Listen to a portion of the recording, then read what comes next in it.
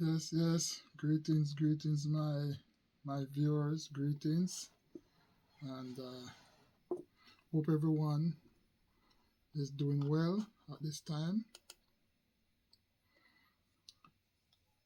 I'm so glad that I can be a part of your life, and I'm so glad that you invite me into your living room or your bedroom or anywhere in your house. Greetings, greetings to you all. Greeting to you all. I just want to take a time out to talk about certain things that what I see trending on social media on it. Really, it's really shocking to me. It's really shocking to me. It astonished to me. Really astonished to me. And I'm talking about the incident that what happened in Jamaica at the MBJ Airport. That's what really, you know,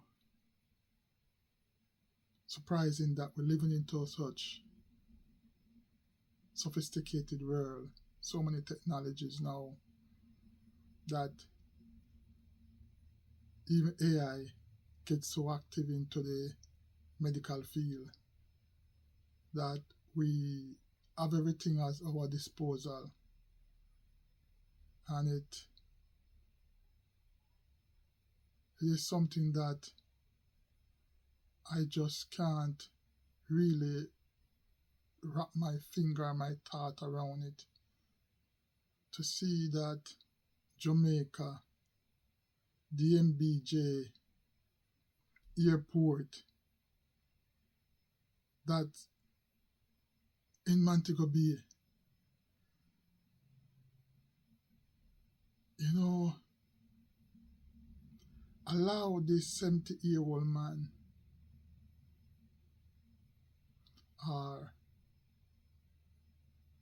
allegedly denied the assistant to this 70-year-old man who need assistant,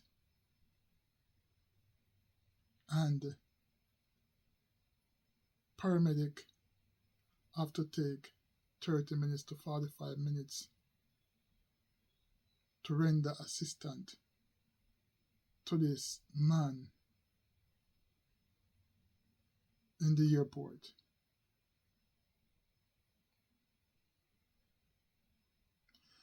It's really a disgrace, a shame on that international airport, the MBJ Airport. The Jamaica Observer article, that what I'm going after. Because the Jamaica Observer article, the headline said, MBJ Airport seeking to clarify report surrounding death of 70-year-old man at airport.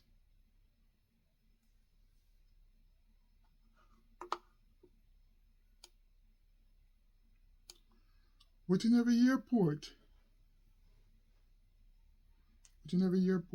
I know that certain system are set up for each and every one that when they're traveling, that if in the case of emergency, just like how you have emergency exit, that if in the case of emergency you see that exit sign that you can exit that door, I believe to say in every international airport there is an emergency system set up there.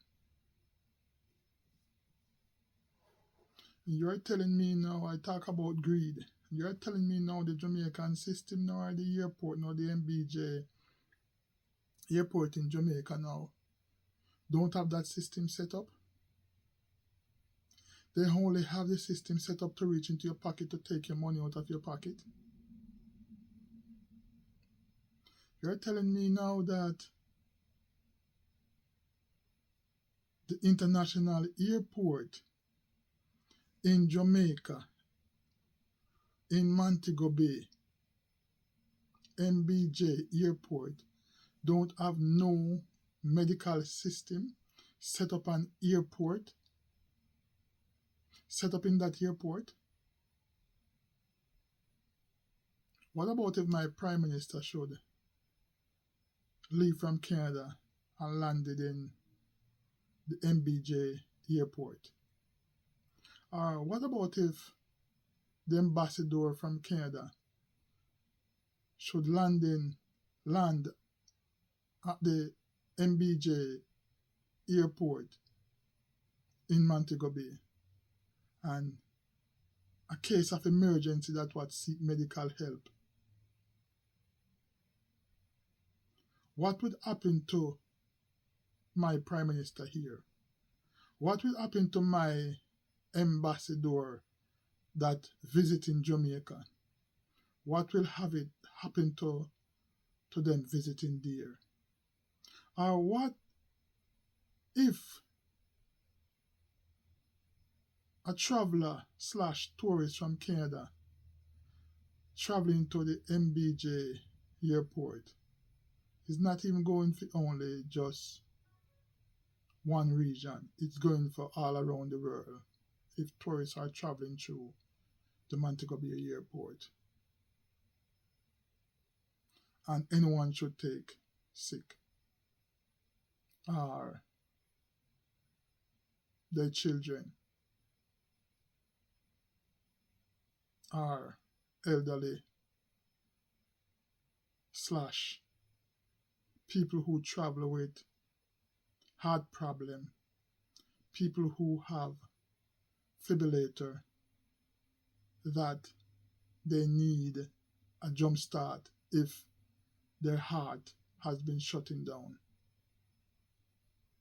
What if someone traveling through and that emergency system reach them?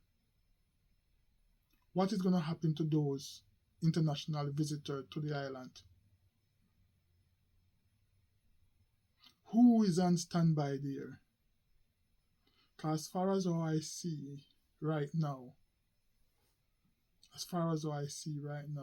there is no one on standby there. If you get a cut, if you get a scrape, there's no one on standby for medical assistant. But I strongly believe that you have people on site right now who is ready to take life more than to save life. I have no apologies to make about what I said about that. And I will repeat it again. Right now, the MBJ Airport in Montego Bay, or the MBJ Airport that is in Jamaica, they have their mechanic system that was set up to take life. In the space of 1 second, they have that system set up to take life instead of to save life. Yes. How do I know about that? How do I come to that conclusion that I have no apologies to make about it? If you are a traveler, or if someone went on that compound to do something wrong, you have police that were trained to take life, to kill you right on the spot. Yep. You have the system set up in Jamaica with the law department or the security for the airport. It's fully under security, heavily guarded under security. Security officers, police, immigration officers, immigration this, immigration that, and you make one funny move, in that airport, and you see how fast they take you down. They take you down speechless, breathless. May God have mercy when those trained to kill officers take you down into that airport. But look at it, my friend. Look from my point of view. All these systems set up there to take life. But the system that what they're supposed to set up to save life, it take them half an hour, 45 minutes before they reach there to save life. The system that what they set up in the airport at Montego Bay, they put some unprofessional immigration officers there to deal with the public. And my opinion, I believe that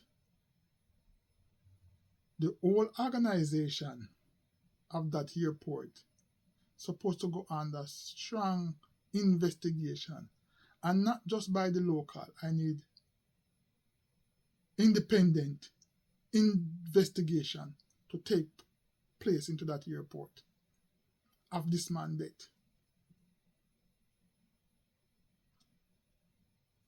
The eyewitness or the news, eyewitness/news, allegedly that the immigration officer were more interested after saving the MBJ Airport money instead of to call for the ambulance, because calling for the ambulance to be there is gonna cost the MBJ/personnel who are responsible for the emergency assistant in the medical field. It's gonna cost them a arm and a leg. So this 70-year-old man, his life value nothing. It's value nothing to that immigration officer / baggage angler / checking in visitors and checking out departing visitor to their final destination. The price of a man's life is value nothing, but the price to get the ambulance to come to save this man's life is too expensive. Allegedly, they let that man stay on that tarmac and suffer to death.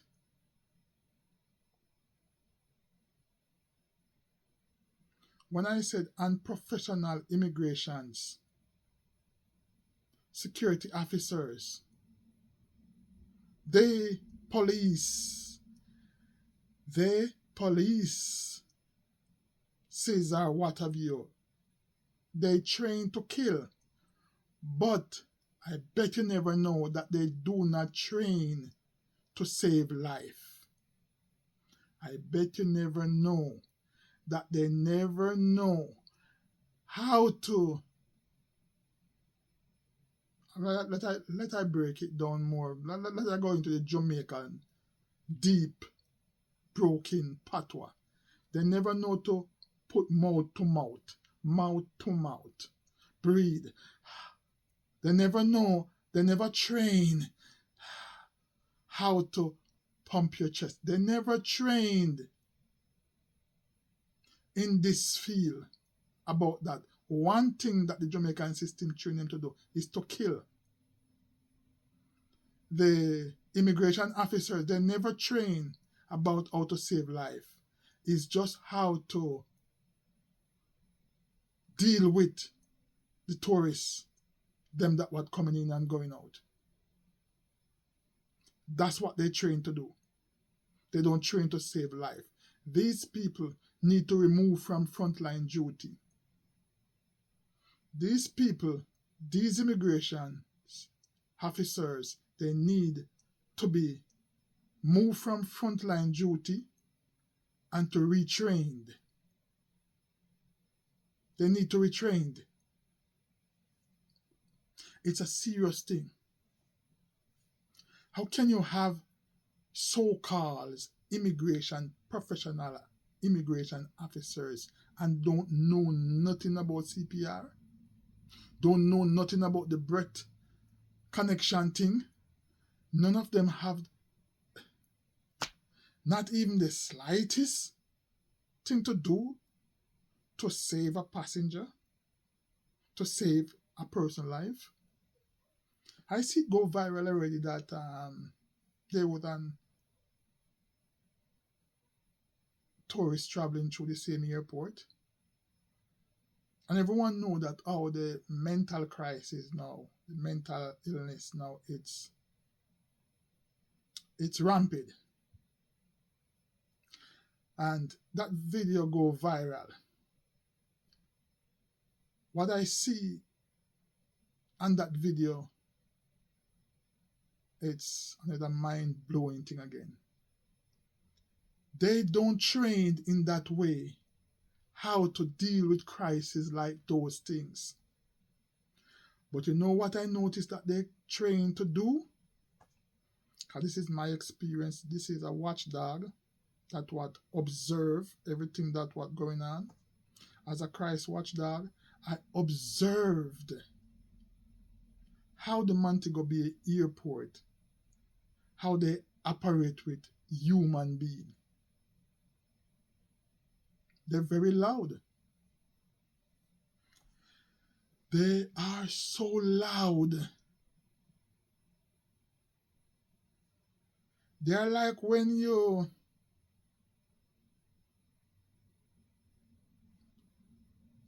have like you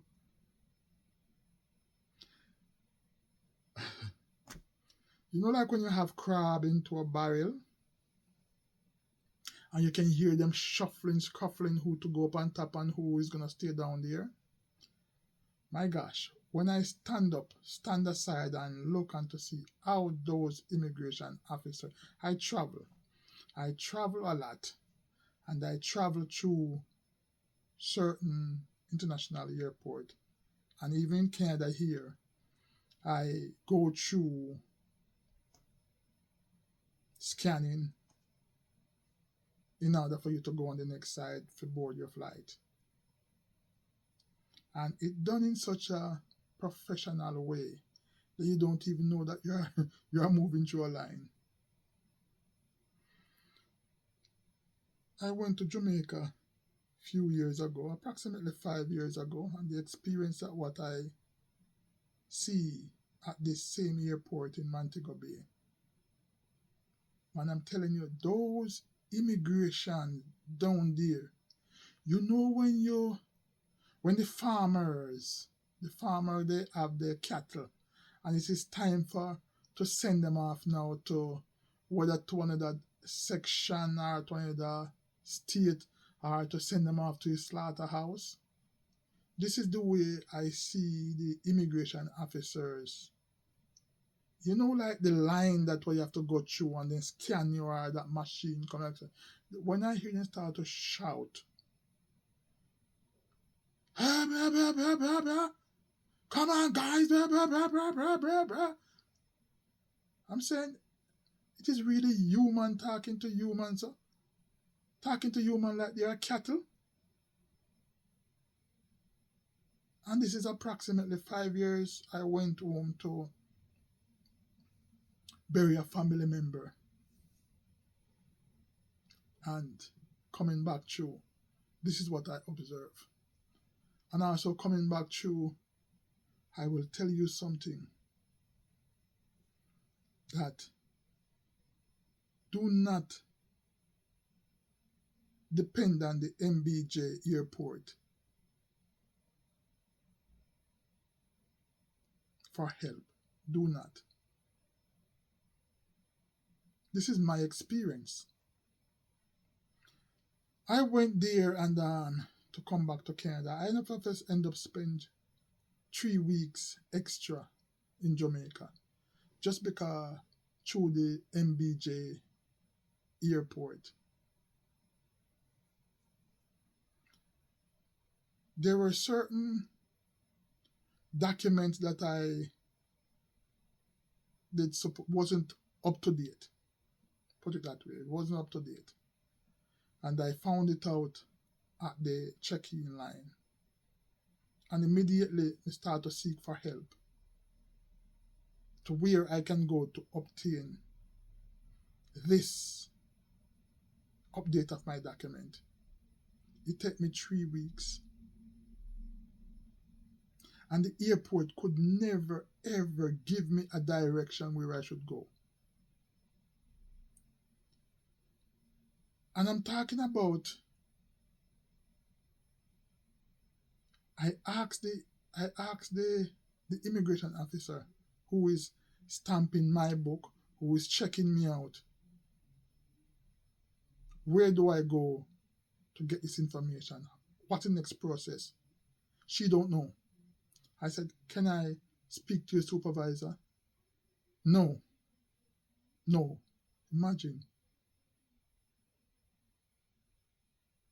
Imagine a tourist, a traveler, a return resident asking for help into that airport and asking to speak to your supervisor, and I was denied not to speak to the supervisor for those immigration officer in the MBJ Airport. And to put the icing on the cake now, I asked her, what is your name? None of my business. I repeat myself again. What is your name?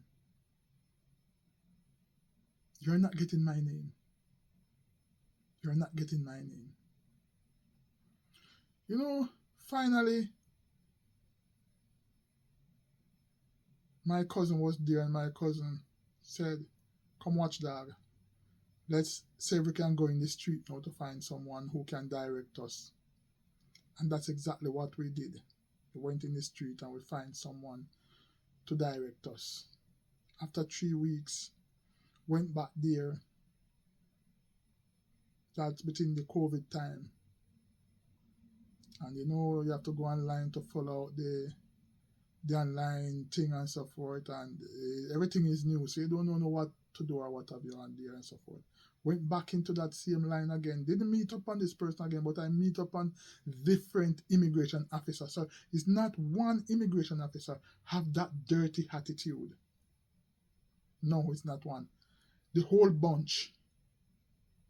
Sorry, let me rephrase. 99% of the whole bunch of the immigration officers then will work at the front desk, the checking in part where I say they weigh your luggage and they make sure you get the right tag and then make sure you board the right flight. Those people up there. You know, it's another immigration officer leave from around the decks and come around and said, okay, let me help you fill it out. And that girl helped us fill out that COVID-19 thing that you have to fill it out before you land here in Canada and so forth. And we fill it out. And that is why I'm saying to you, said, don't go to that country. Don't go to Jamaica, the MBJ Airport, to look for help. I think they're going to help you there. The only thing that they help you with, they help you are putting their hand into your pocket to take your money out. Landing in Jamaica, and for you to say bring back home something for your family member, your grandkids, or what have you, make sure you know you're going to pay twice or 3 times the price. They have a little mini book, a little pocket book, That's what I saw they do, that they take out that pocketbook and then go on Google every piece of my item, because I never bring the receipt or whatever. I never know say I have to bring the receipt. But I have the source where I purchase the items them from the shopping channel here in Canada, from the Amazon, that everybody know about Amazon, and everybody who know about Amazon is supposed to know about Amazon Fire tablet, that when they just coming out you can get like say 2 for 1 price. Those immigration officers, when they see, I think I did bring out about 4 of them, because I have 4 grandkids, so I bring out 4. And when those immigration officers see those Amazon Fire tablet, the Jamaican immigration, they call it laptop. I think I paid $200 at that time from Amazon for the 4. And those guys, when they finish with me, they call it tablet. When they finish with me, it wasn't good. It wasn't good. My daughter even buy a popcorn machine, because she used to do business there with Oshani. And the shopping channel sell the popcorn machine so cheap. I think it was like $100 at that time, approximately $100 at that time. And when the immigration officer saw those things, and I said, here is the website, here is the company and so forth. The time you're going to go on Google, I know you have the access, can check out this website, the shopping channel. You will see the price for this machine there. They wouldn't listen. That book, that handbook that they have, I call that handbook is the criminal handbook. They know how to collect your money, but they don't know how to help you. But I did post that video several years ago, and YouTube, I find a YouTube channel, so I just did starting it up. So I will try to see if I can get that video from that YouTube channel to put on it, because it's more, I come down more aggressive on them. From that time now, I don't ship back anything to Jamaica. I don't carry back anything to Jamaica. That was it. It cost me too much to send things there, and to send out like computer or tablet for my children them or what have you. To me right now it's cheaper that when I'm going there is to purchase it in Jamaica, because there are the scamming thing that what's going on at the MBJ Airport there. It's not something good. And to me right now, at this time, this is my opinion. I share my opinion with you with my personal self, and I speak about the 71-year-old man that what died. But to me right now, this is my opinion to what I faced there. You're traveling to Jamaica. If you can avoid the Montego Bay Airport, avoid it. But if you can't avoid it, then so be it. But to me, the MBJ Airport in Montego Bay in Jamaica now is one of the most dangerous airport to really travel through as a port of entry to enter Jamaica. To me, I don't really have the experience about Kingston. Yeah, by many years, I think I traveled two times through the Kingston Airport, but I don't go back to that side. I used to like Montego Bay. So Kingston Airport, I can't really tell you much about it, but Montego Bay Airport, it's a living hell. That's the most dangerous airport in Jamaica for you to really land it with your family or to check out with your family. I know that they are making up at this airport, and I heard about the airport now, the Fleming's Airport that is in St. Mary, a Rockabess slash Boscobel. Yeah, I heard that there's an airport there, but I don't know if flight from Canada going there. Guys, if you read to so far and you like this video, please share, like, subscribe. This is something that when you're traveling from your country, is the best thing for you to do is not to travel alone. And this is a warning to both man and woman. When you're traveling, do not travel alone. It doesn't matter where around the world you're going. Do not travel alone. Travel with a companion. To be safe, travel with a companion, especially when you're going to Jamaica. Travel with a companion.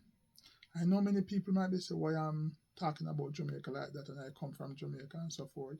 Yeah, I'm talking about it because I born and grew in Jamaica, so I know what I'm saying. That when I return back home, this is what I face. If you don't face this, don't speak about it. Speak about those who go through that problem. That is why I always say to some people or some of my friends who always tell me about the life behind a prison bar, how it stay behind there. My first question to them, have you ever been to prison before? Yes or no? Once they said no, they never been there before, I said, don't speak to me, don't tell me about how long they stay. This is only someone who went into prison supposed to tell me how that life stay. My point is only someone now who traveled through Montego Bay Airport / the MBJ Airport can tell me about their experience. Now this is my experience I'm sharing. So, this family member, this young man, this man, 71-year-old man, 71-year-old man, he had a family. He went home to bury a family member. He's going back home to his residence where he live abroad.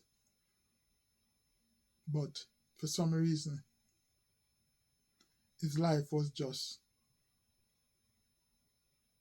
gone, just like that.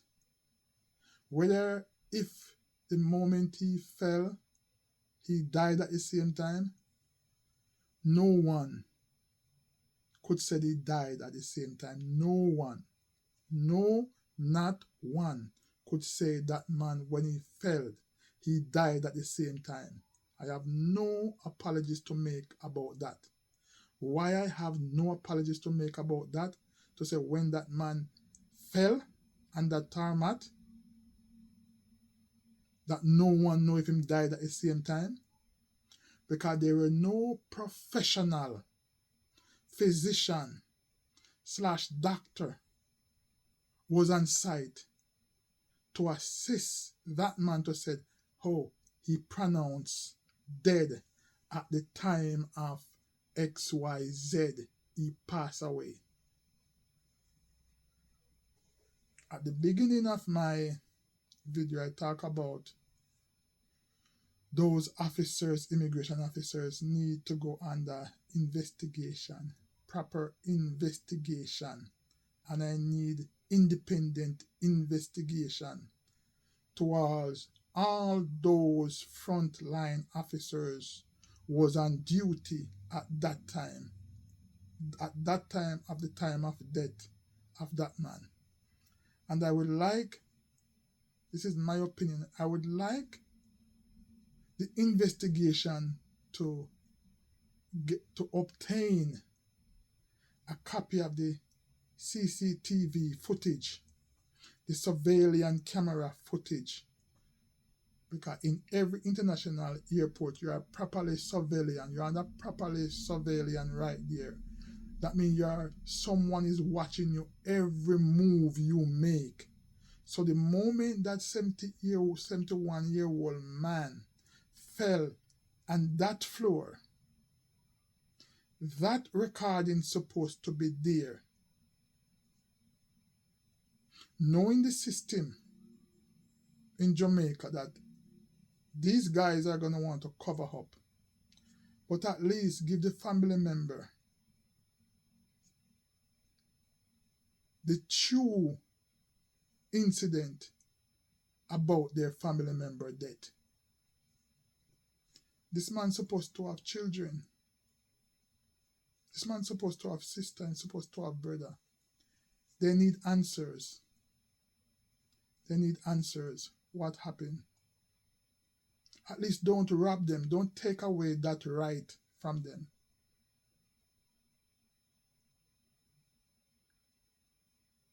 So, to the family member,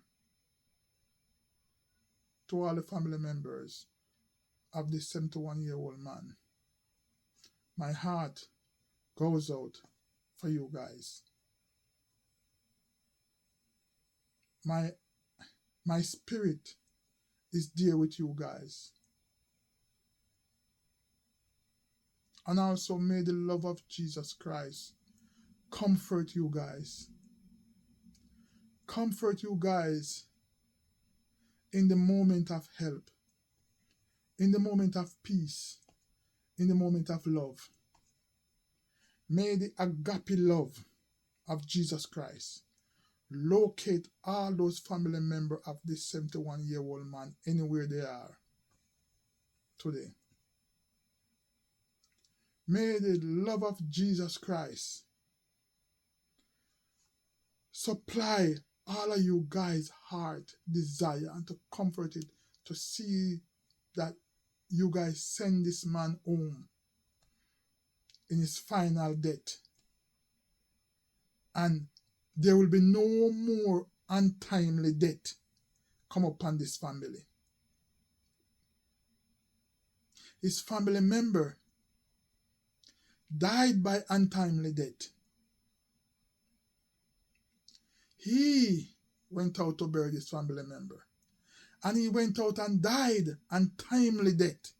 He died an untimely death. By fire, by force.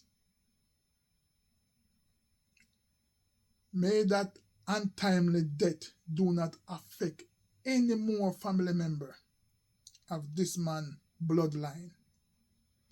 I command and I decree and I declare in the name of Jesus Christ that angels of Jesus Christ arrest that wicked spirit of untimely death, bound it into fetters, into chain, and drag it back to the pit of hell, that it never return back to this earth, and it will never return back to that family member to destroy their life anymore. So shall I said it, so shall it be in the mighty name of Jesus Christ. Guys, if you read to so far with this video, please like, share, subscribe, hit the notification bell. Whenever Christ Watchdog hit the next one, you guys will be the first. Peace out. Much love. Godspeed with you.